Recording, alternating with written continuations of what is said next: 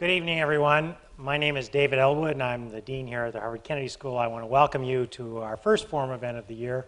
There will be many, many more to come.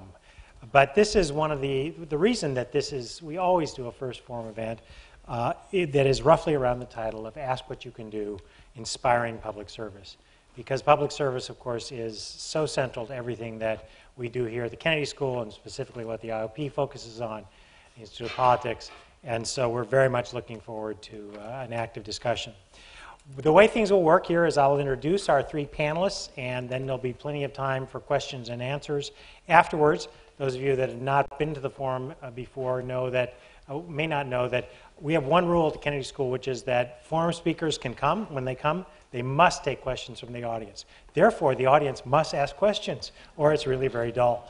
With that, let me just also say that I want to thank the Student Public Service Collaborative for their help, and also that they'd like to extend a special invitation to audience tonight. They have planned a volunteer opportunities fair for, I guess it's Thursday, in the Taubman Rotunda from 10:30 to 2:30.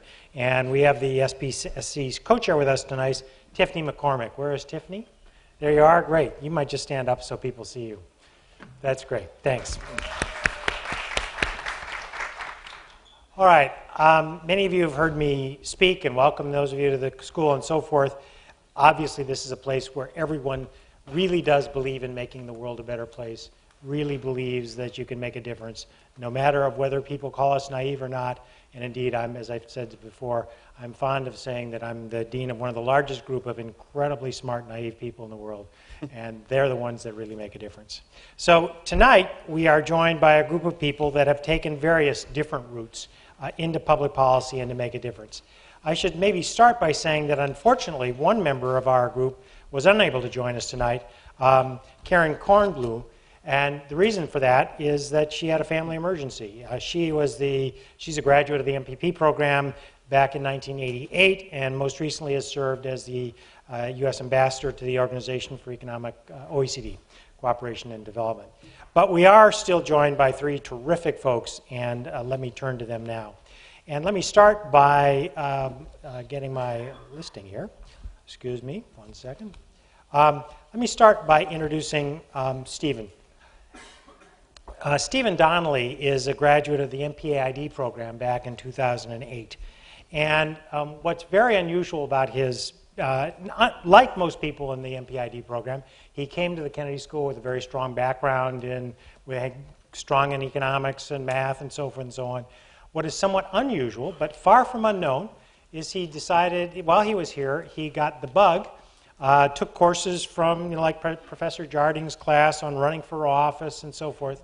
And when he went back in late 2010, he decided to run for office and became an MP in an independent TD in Britain. And he came here after having worked for McKinsey and so forth. And he has had a fascinating experience, and we'll hear more about that going forward. Second, I'd like to introduce Paula Broadwell. She's a mid-career MPA 2008. She is a graduate of the United States Military Academy at West Point. She's lived and worked and traveled all over the world, in Asia, Europe, and so forth. During that time, she's had assignments with the U.S. Intelligence Community, Special Operations Command, FBI Joint Task Force, and the like. Most recently, she is known for having written a best-selling book. It's called All In, The Education of General David Petraeus. And it was named by Foreign Policy magazine as a best read for 2012. So welcome her as well. And finally, we have with us someone who you will actually, those of you who are Kennedy School graduates, may get a chance to see after this time and another occasion. He is the sheriff of Middlesex County. Sheriff Koutoujian is formerly represented. Is it Middlesex County? Newton Waltham. Newton Waltham. Okay. was on the in the legislature, was on the chairman of the Joint Committee on Financial Services, chairman of the Joint Committee on Public Health, Commission to End Racial and Ethnic Disparities, and so forth. But not long ago, when the position became vacant, he was named to be the sheriff of Middlesex County. And the reason that this is relevant for all of us is there is a moment in the graduation which is everyone's favorite moment, and it involves the sheriff of Middlesex County. That is all I will say. Those of you that want to see what this is must complete your scholarly work and graduate in order to see when you will see him again. So let me start with Stephen, and Stephen, and ask a question that I'll ask all of you at some level, which is, first of all, what gets you up in the morning, and how did you kind of end up where you did? What led you on the sort of direction of public service that got you there? Yeah. What gets me up every morning is my 2- and 3-year-old at about 6:45 telling me that they're hungry. Why do I do what I'm doing? So first of all, it's Ireland, which is it'd be relevant to why I'm doing this. As some people here will know, Ireland entered an IMF program in late 2010, and there is currently some debate about whether they were forced into it or whether they went into it willingly. But I guess I'd spent 2 years here in the ID program, and I'd spent a lot of time with people in the class who had been through IMF programs, and certainly what we were studying was, what do you do when the IMF comes into your country? So I had some knowledge of how bad it was going to get in Ireland. The banks were being recapitalized on the way to the IMF program. Some of us saw it coming, and then on the 6 o'clock news, the national news in Ireland, the government had been denying it. As any of you are aware of how the IMF generally comes in, it's they're not coming, they're not coming, they're not coming, they're here. So the government was furiously explaining to everyone all weekend that they weren't coming, and then they were on the 6 o'clock news walking through the city. And I had a feeling of just embarrassment and shame to have been in this wonderful, developed, modern country that we actually did a case study during my time here on how to do development, how to get economic growth. And I became really worried because I knew how bad things get, that I saw that there was going to be about 10 years, I would say, of really bad news of the country. I knew that there was very little economic experience within our parliament. I knew through a combination of what I had learned here and the people I had got to know here and my background in consulting that I had something to add. And I guess knowing those two things, knowing that it was going to get really, really bad and that I had something that I could add, if I didn't run, it would have been out of fear. And it is a terrifying experience. The fear is real, but I think it would have been out of fear, and I discussed it at length with my wife and decided to do it. What gets me up in the morning is trying to help my country get through a very difficult period. And what is your sense of how that's going at this stage? It's going really badly. We're being held up as a poster child of the IMF, just as Argentina was, as the fundamentals collapsed. We have a debt-to-GDP ratio touching 120%. Our GNP is more important in Ireland because of all the US multinationals. It's way higher when you look at debt-to-GNP. We are, I think, the most heavily indebted country in terms of private debt in the world. We've got 15% unemployment. It's not going anywhere, and they're now transitioning to long-term unemployment. Our education system is collapsing. Our domestic economy is slowly being strangled by a lack of credit, by a banking sector that, first of all, destroyed the economy and now refuses to help it recover, even though we've poured more money into our banks per capita than any country on earth, I think, has ever done. Yeah, the crisis in Ireland really was a crisis of lending, and then the government came in. Is that fair? Yeah. Well, first and foremost, it was the result of weak politicians. I think several administrations of weak politicians, leading to weak institutions, which allowed a bunch of very greedy bankers get completely out of control and do an awful lot of bad things, and then trick the government into bailing them out. That's what happened. So the story about Ireland is that we're doing well, and we are the poster child of the European crisis, and we're making all of these hard decisions. The reality is exactly the opposite. The reality is Iceland managed to push the burden of the banking losses back onto the bondholders. It's now growing again. Greece, which is in a lot of trouble, managed to get a massive write-down of the national debt. Spain managed to get a deal whereby the people would not have to capitalize the banks. This European fund is going to do that. So we have managed to get the worst deal at every stage. There is a very good story told about Ireland right now. I would love if it were true, but I don't think it is. It is clear that you're an independent TV, that's for sure, Yeah. with all your thoughts. Well, it's. But have the tools and so forth that you learned at the school been of use to you? Yeah, all of them. All of them. Tremendously. I mean, I learned a huge amount of economics. I learned a lot of negotiation. I learned from Professor Jarding how to get elected. That was very useful. I would say there wasn't. No, I can say certainly there isn't a single class that I did here that I haven't actively used in the last year and a half. It was phenomenal. And the second part, of course, is the people. So when I decided to run, a bunch of people from my class actually came over and helped. So that was, it was incredibly useful in every way. So I've been deaning a long time. I've never had someone say every single class was invaluable. Yeah. So, yeah, I think it was. He's a politician. That's right. Yeah, but it seems like a truth teller, doesn't he?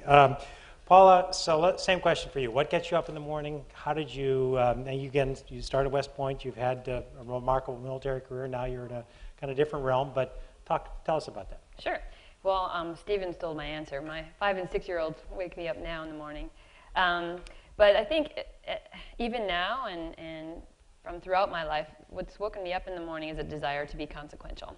And that's why I came to the Kennedy School, truly to find a way to have a larger impact and influence the greater good. And I've always kind of been driven by that. And you gave us this question in advance, and I was thinking, surely it was motivated earlier, what happened as a child or in junior high or high school. But I think my parents really instilled that need to serve something greater than yourself. And I knew I would always do that, but I didn't even think about the military until the first Gulf War was on. It was 1990, and I was going to go to Georgetown and be a diplomat of some sorts. And I remember watching the Gulf War, and it was this shock and awe campaign. It was over. You know, there was an air campaign and then a ground war that lasted a couple of days, and we were done. Greatest military in the world. We spend more on our defense than all of the countries combined right now, 6 times more than China, our biggest potential conventional threat. And I thought, I need to understand that instrument of power so that if I'm a leader in some capacity, I don't abuse it. And so that started me down the path of going to West Point. Now, I didn't exactly know what I was getting into there. I knew it was public service and leadership, but when I showed up and I got issued socks and undergarments and everything was issued and it had to be folded in a certain way and we had to march, I realized I was getting into something really important, and it changed my life. The mission of the United States Military Academy is much like the mission here, but it's to develop leaders of character who serve the common defense. And I love that. And I love the Army motto at the time, which was be all you can be. So it was just this belief that you can be something, you can make a difference in the world. And I'm so grateful for my military journey. So you mentioned a few of the assignments I had. Those have all been very exciting and dynamic, and a lot for a young girl from the Midwest who wasn't sure she'd be anything but had big dreams. Even coming to Harvard was that for me. But after 9/11, and I had left active duty, and I got recalled involuntarily 3 times. I was happy to go, but my husband wasn't so happy, so we called it involuntary. But I was sent overseas and working with Special Operations Command and serving on the front lines and seeing the sacrifices our troops were making, more than I was because I wasn't in combat, but these repeat tours, this unshakable willingness to serve the country and go back and live through these hardships of family separation, of seeing your buddies die and so forth. And so as I left active duty and started a family and had to decide between the military and the mother route for a while, I realized there were other ways to serve, and that was joining the reserves. And so a neat motto in the reserves that I really embraced is twice the citizen. You can have a corporate job or be a soccer mom, but you can serve in the reserves and still be ready to serve your country. And I really embrace that. So that's what I do now, teaching at West Point, and writing this book about General Petraeus. But using the platform and having the stage, if you will, to bring more awareness to what our veterans who are returning from these wars are going through and our wounded warriors. And I'd love to talk about that a little bit later, but that's what's brought me here where I am at today. Sounds good. And so one of the things, by the way, you should know is never get into a push-up contest with her. She was on Jon Stewart, and she challenged Jon Stewart to a push-up contest for charity, and it was pretty sad. Not on her part. No, he's a hero for going for it. We have to respect him for being willing to. He did it. Give him credit for that, absolutely. And I think he's learned his lesson. But so you've been involved with, you've seen leadership in various levels at various ways before. You watch General Petraeus and so forth. Are there 2 or 3 things that you think are kind of essential, that here's a group of people that would like to be young leaders? What are the characteristics of great leadership that you've seen? Mm-hmm. That's a wonderful question. And I would say first and foremost is integrity. Because if somebody doesn't believe you're telling the truth, you will lose them as a follower, for sure. And I think you'll lose your faith in yourself as well. Living your values, that sort of reflects having integrity.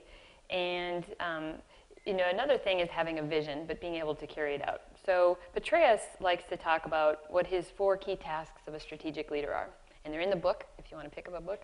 I think I have a book talk tomorrow. I can share more. But basically... Sorry I didn't bring a copy. No, that's okay. I should have brought one. Basically, get the big ideas right. So you have to have a vision. And he talks about his time in Iraq, where we were focused on just killing the enemy instead of protecting the population and getting them to support our troops over there so that we could then train and equip them to fight for themselves. And the concept applies to Iraq and Afghanistan, obviously.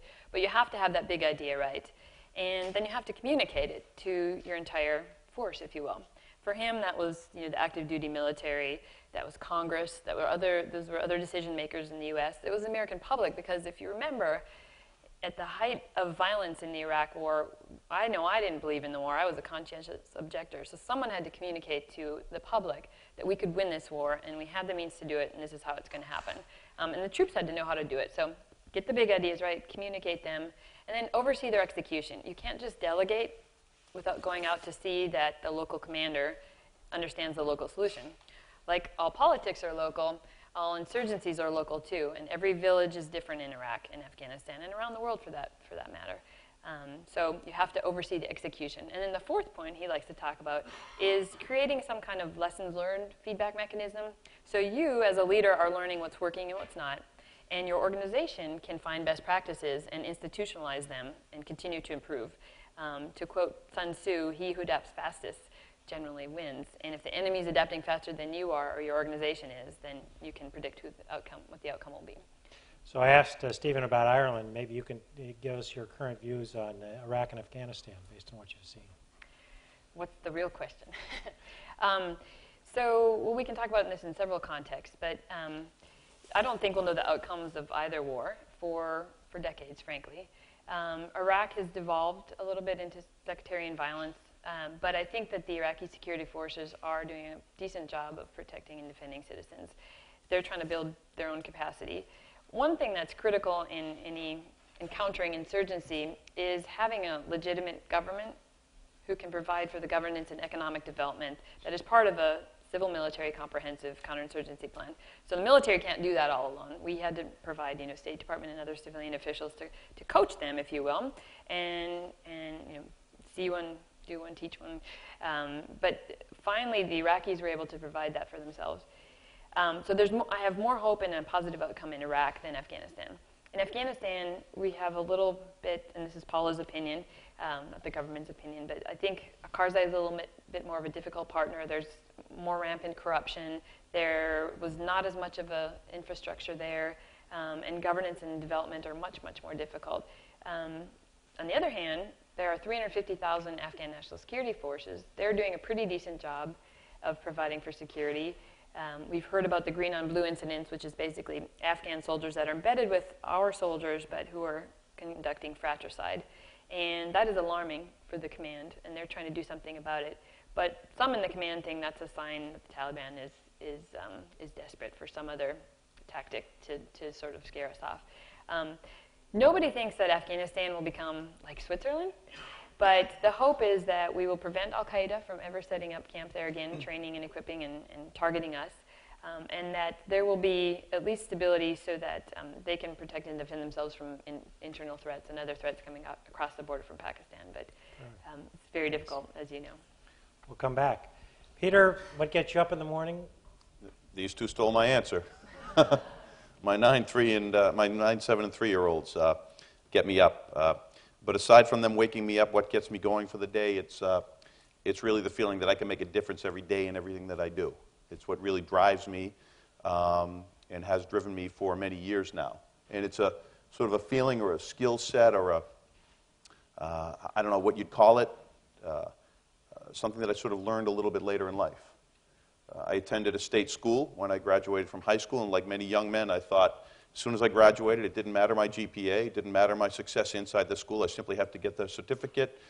Those doors would open, and the world would come, just saying, Peter, we've been waiting for you, man. I think many young men have this sort of misunderstanding of real life. And I didn't, I graduated unceremoniously and staggered around. And I think part of my career, and I'd like to tell people out, is a little bit about stumbling and staggering and finding your place too. And it's okay sometimes. And so for a couple of years I worked, and then I said, boy, I've got to figure out what I'm doing here. And I'd never thought about it before, but said, maybe I'll try law school. And so I attended New England School of Law here downtown. And I worked harder my first semester than I did in all 4 years of my undergraduate. And I graduated. I didn't graduate with straight A's, but I graduated, and I did pretty well. And I went out and I became a defense attorney for about 1.5 years. And it was during that time, and this is what I mean, sometimes you find yourself doing things because of what your experience is. And I was doing some criminal defense work for the indigent, and I was running into a couple of prosecutors that I didn't think were doing the right thing. The role of a defense attorney is to zealously defend your client within the bounds of the law. But the role of a prosecutor is much different. It's to seek justice. And I really felt like in many cases that the prosecutors were not doing so. And so I actually then sought to become a prosecutor. And I was very fortunate to have been chosen under District Attorney Tom Riley in Middlesex County to become a prosecutor in Middlesex County. And I served there for 4 years, and during which time I got to teach a bit. And then it was at the time when I was thinking I've really got to I've seen too many prosecutors stay in the office for too long, and then it really limits your ability to move on sometimes. And I knew I had to make a move. And it was at that time when we had as you had said, Stephen, I had a legislator that was in my district that was someone that I just simply thought I could do better than. I mean, simply put.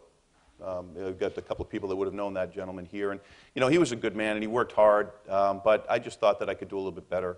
I wanted to make the district proud to say, someone was their state representative, and I didn't feel that way. And I ran. And we were very successful. As a matter of fact, my campaign was run by Doug Rubin, Dean, who you know is a great savant of politics now in Massachusetts. And he was my first campaign manager. We defeated this incumbent 2-1.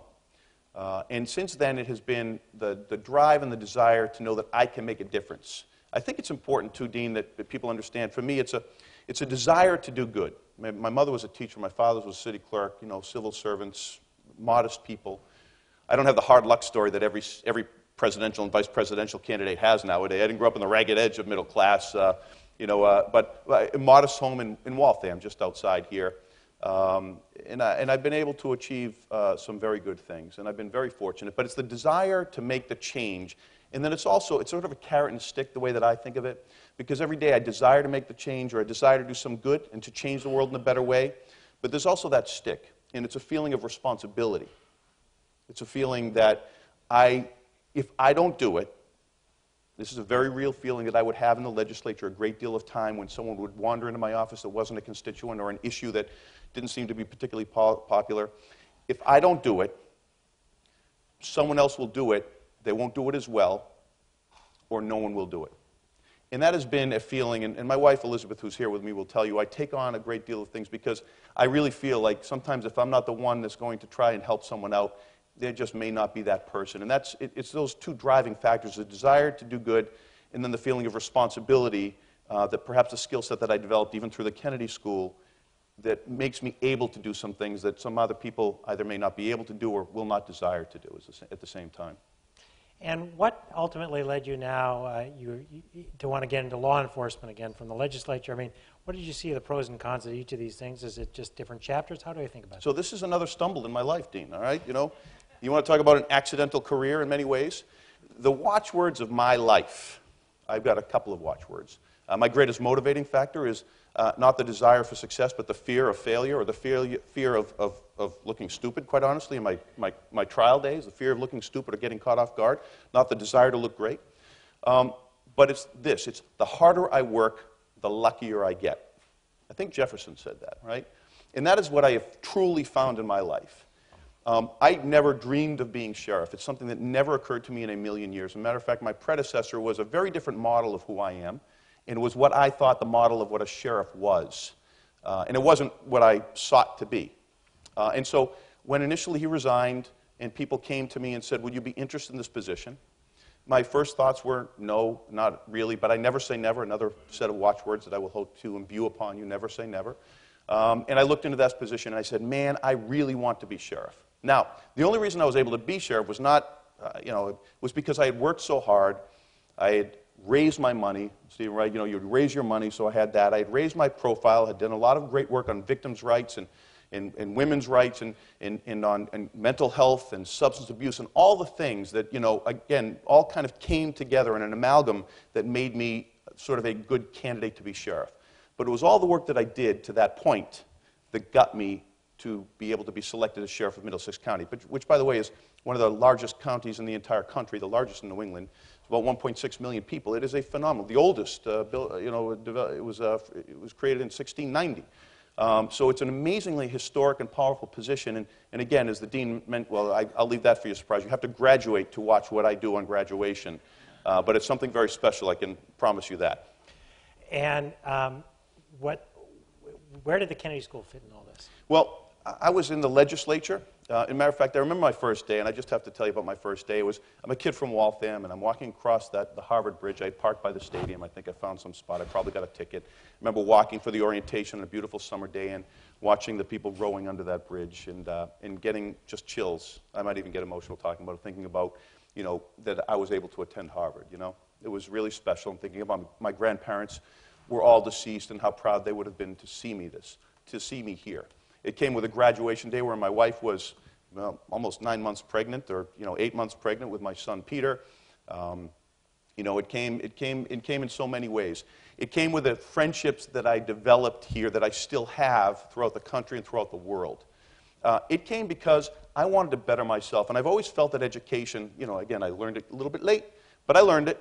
That education was really crucial to developing yourself. And I knew the skill sets that I could continue to develop, the friendships and the associations I would make here would serve me well. Never knowing that I'd actually have, I was a legislator, but getting a master's, in public administration would actually, I'd get a job where I would actually use my master's in public administration. And I did use all my courses, but probably the primary ones that I use the most are the crisis management courses, which help me probably more than almost anything else right now in my job presently.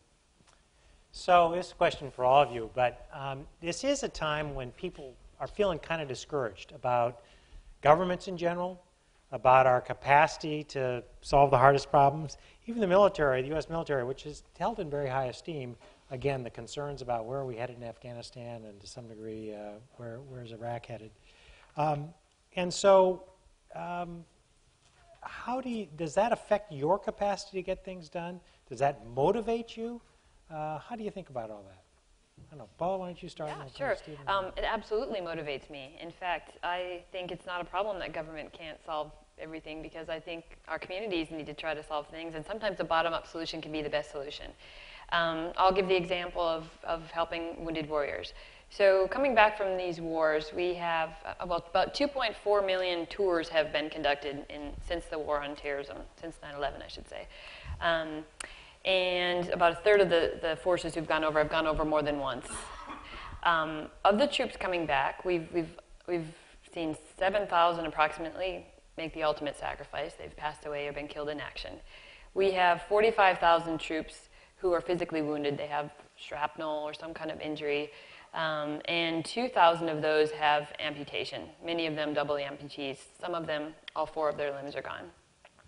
So those numbers, 45,000 injured, 2,000 amputees, but 530,000, so 10 times the number of physically wounded. 530,000 have some kind of invisible wound, like post-traumatic stress disorder, traumatic brain injury, where they are unable to reintegrate back into our society. And let me also tell you that only 60% of veterans use the VA, so I think there's probably twice that many, maybe 1 million, who have some kind of stress, and it shouldn't be a negative thing, it's not a disorder, but it's a very real and traumatic experience for them. Amongst the veteran population, there is a 30% increase in sexual violent crimes. There's a 40% increase in child abuse. The suicide rate is higher than the national average, and 18 veterans commit suicide a month. I think in the first 154 days of this year, 154 active duty troopers committed suicide. And the VA receives 17,000 calls a day on their suicide hotline. Now, if we expect our government to deal with that, they just don't have the capacity. I don't care who's in the administration. So I feel that we, as public citizens, or you when you go back to your countries if you're not from America, have some kind of moral calling to help others who have served your country. And so that's, I don't feel disparaged about that the government's not doing enough, but I've placed my efforts in trying to help those in my community by supporting this group called Team Red, White, and Blue, giving book proceeds to them, talking about them every chance I get, trying to draw awareness to some of the activities going on in our community that are trying to help veterans reintegrate and help wounded warriors get through some of their issues and find new jobs and deal with financial loss and so forth. So I'm trying to focus on the positive. But, I think the solution is to, if you don't think the government's doing something right, then do something about it. And this is something I'm passionate about, and that's what I'm focusing on. Stephen, that sort of is what you decided to do, but what's it like? I mean, are people pretty upset with government in Ireland at this stage? But can you somehow turn that on its head and use it as a motivation, or how do you think about it? Yeah, you can. So the latest data I saw shows that something like 3 in every 4 Irish people polled believe nothing at all that their political leaders tell them. Nothing. And having been in politics for 1.5 years, I'd say the other 1 in 4 haven't realized that they are being lied to all the time. It is extraordinary. No, wait, I just want to be clear. You are a politician. I am a politician. Talk to people, so I do. Trying to figure out where that Some of them fits, tell the truth. Some of them tell the truth. Okay. Well, but it is extraordinary. I have sat in, there was a referendum in Ireland, very important referendum in Ireland recently, and I was doing a radio interview with the lead government spokesperson who was advocating a yes, and I was advocating a no. And he said his piece, and he and I had been speaking ahead of time. And he said his piece, and we were in the Parliament studio, so we were on our own, and the radio producer the presenter was miles away. And she said, Stephen, what do you think? And I said, first of all, everything that you've just been told, he doesn't believe, right? And he sat there, no one else could see us, and he sat there going, none of us, and I know he didn't believe it. I spoke to him ahead of time, but he had to say it, because he's in a party, and the party decides. So a point I made in various referendums in Ireland was a lot of the politicians you hear speak not only don't believe what they're telling you, but passionately believe the opposite of what they're telling you. And people are not stupid. And people in Ireland have been lied to, and they have been spun, and they have been treated like idiots. And I've been talking to a bunch of friends of mine over the weekend. I was here at a wedding, and they were saying that faith in Congress is at an all-time low, that has been called the do-nothing Congress. And I'm hearing an awful lot of parallels, right? So does that make it very difficult to try and be a new type of politician? Yes, it does. On a personal level, it makes it very difficult. I was in the playground last Saturday with my 2 kids, and this gentleman got very upset with me, he got very angry, he started cursing at me, he became physically very threatening. I had to call the police. And say, look, you've got to go away. I'm here with my kids. You don't know me. You don't know anything about me. He may have had very, very good reason to be very angry in his life. And as far as he's never met me before in his life. I'm the man. I am the establishment. And the establishment has probably not help this guy in his life. Now, so what do you do about that? You try and tell the truth. And you try and bring what you learn from the Kennedy School into politics. And when government ministers stand up and say, this is how we're going to spend tens of billions of euro, you stand up and say, why? Show me the evidence. And they kind of look at you and say, but you don't need any evidence. In fact, one of them said, I'd give it to you, but you wouldn't understand it. I said, well, try me. I probably will. So you try and tell the truth. I was in a taxi about 2 months ago in Dublin, so not in my own constituency, and it was nighttime and I was in jeans and a dark shirt. Guy didn't recognize me. We got to talking about politics. And he started having a go at politicians, but it was a very, very informed rant. It wasn't just they're all the same, they're all liars. He knew the people, he knew the lies. And as the cab ride went on and on, he got more and more agitated. And he became more and more cutting, to the point that I was sitting there kind of getting quite uncomfortable, thinking, God, I'm not going to tell this guy I'm one of them. He'll punch me. And just as we were getting to where he was dropping me off, he said, however, there's one guy in there who, when I hear him speak, when I hear him on the radio, when I see him on the television, I believe him. And I thought, oh, this could be great, or this could be terrible. And he said he's a young guy. It's great. Another thing about going into politics, at 36 years of age, everyone describes he was young, which is fantastic. And he said some very complimentary things, and he said he knows his economics and so forth. And he said, and his name is Stephen Donnelly. And I didn't tell him who I was. I was just so happy. I got out of the cab, and I smiled for about 4 days. But, absolutely, that take one to the bank. Right. So if you can walk into a system where people are rightly, completely disillusioned with the Irish political system, because it has let them down entirely, and you can reach through to one guy who's a total stranger, who isn't even in your constituency, who says, I believe that guy, then he's probably not the only one. And so you, day by day and hour by hour, hopefully, with other good politicians, there's other fantastic people in there, you try and rekindle a bit of faith and a bit of integrity and a bit of honesty in politics. Peter? Every time there is a bad story about an elected official, I feel it. It's not like a punch in my face, it's a punch in my gut. It takes the wind out of me. Because as Stephen said, I work really hard to bring honor to this profession and to do the right thing. That's why I ran in the very first place. This is the reason I ran, because I wanted to make a difference. I wanted to make people be proud to say I was their state representative, be proud to say I supported Peter, I contributed to Peter, I'm Armenian American like Peter, right? Any reason, I'm one of his constituents. I wanted to make people proud to say that I was their legislator, their elected official. And every time I hear someone getting beaten up, and sometimes it's rightfully so, right? Sadly, there's a lot of people that make mistakes in their lives, and a lot of them are politicians too. And I don't know if they're any more or less than the general population, but we certainly have our share of people that make blunders and make terrible ethical errors, and they bring disrepute to an entire profession that should be noble and strong and good. And so what happens is there's a cycle that begins, because the more that this profession, by the way, in statistics, polling will show, that, I think in the United States, I don't know what the number is, it might be single digits, approve of Congress, right? 7%, 9%, 12, whatever it is really low. But as to their own congressmen, the approval rate is much higher, right? So it's an interesting dynamic that they don't like the body like Parliament, but they will like their own congressman, their own elected official, because it's someone that they know more than this body that's out there.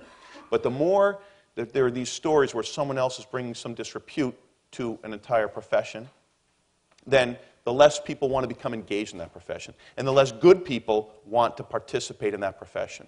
And so this is a great opportunity to speak to those graduates from the Harvard Kennedy School, or I know that we've got some undergraduates here. Don't let that deter you. Use that as a reason to take up that staff in charge and to make that difference and to try. And, when I was at the Kennedy School, Stephen, you probably remember, a lot of people said, I want to run for office when I get back. Well, not so fast, right? You can't come back to your districts with a Harvard degree and say, here I am, elect me, right? Now, I know the Harvard influence is greater the farther you get away from Harvard, right? So around Waltham, it's only so much, He was a Harvard boy. As much in Ireland, yeah, probably. he's a Harvard boy, right? But the fact is that you want more people to participate. And so I ask you to get involved and to participate. And it may not be running for office the second you finish your degree. It might be just supporting, working with. It might be becoming a coach in Little League or becoming part of some community groups so that you can build that sphere of influence, make that difference. And then at some point, maybe you might be ready to go. But to get out there and try, because, and that's part of the reason I continue. My wife sometimes gets, not frustrated, but she sometimes wonders, why do you keep doing this? Because I think I can make a difference, and I think that I can bring some positivity to something by working in a bipartisan fashion, by being straight, by being honest with press, being honest with people, and being noble in what you're trying to do, and hopefully bring some honor and good repute to a profession that's suffering greatly, and then reflects on the rest of our government, as Paula said. It's terrific. And by the way, I think every person who graduates from Harvard believes that there's at least one great politician in Boston. And you'll just have to wait and see. So we have microphones in four locations. There's one right here, one up in there, and one here. I'd like to encourage you to go to the microphone, and let me describe what a good question is at the Kennedy School. It is, number one, you start by identifying yourself. Number two, it's short and contains one thought. And number three is it ends with a question mark. So go ahead and ask a question of the panel. I have some more myself, but why don't we start right over here? Hi, my name is Sinead O'Flanagan, and I'm a senior lecturer at MIT. And I've